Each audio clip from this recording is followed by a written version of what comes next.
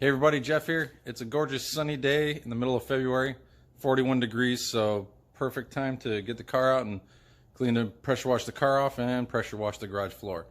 So I picked myself up one of these Ryobi undercarriage and water brooms from Home Depot, and just like everything else in my life, you got to modify it to make it better or to work the way you want. So I'm going to show you exactly what I did to make this thing a really cool tool.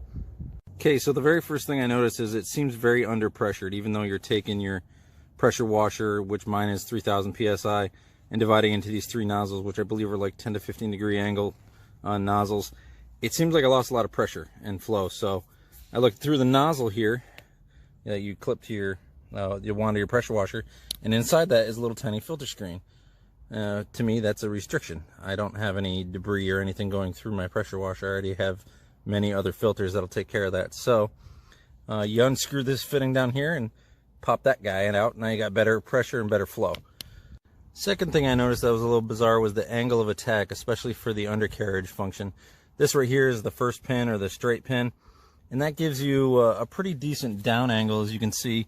And if I assume that you're going horizontal, which you're really not, you get a nice down angle of your nozzle, which is great for the water broom function. But when you click it to the second pinhole location, which is called the undercarriage, this wasn't really, in my opinion, optimal, because you can see you're going to probably put an extension wand on this, and these are probably approaching your undercarriage at about a 45. I would actually rather shoot it straight up. So what I did is I'll move this pin back to the water broom function.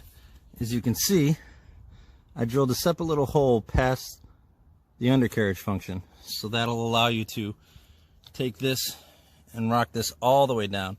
Now you see this little tab here, you're gonna have to remove the other one so that your pin right there can pass through it and sit into the hole you drill. But once you do that, now you can see you almost get a perfect 90-degree upward facing jet blast, which is perfect for your car.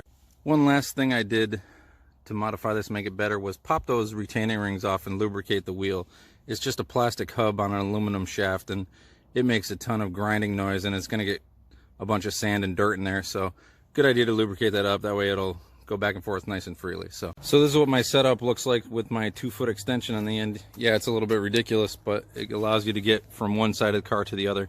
You can see now with that clipped in, you get a nice 9-degree slope. So I'm going to turn the pressure washer on. You can see what this looks like. Now you can see you get great flow coming out of there, great pressure. And you can really reach under the car with this unit now.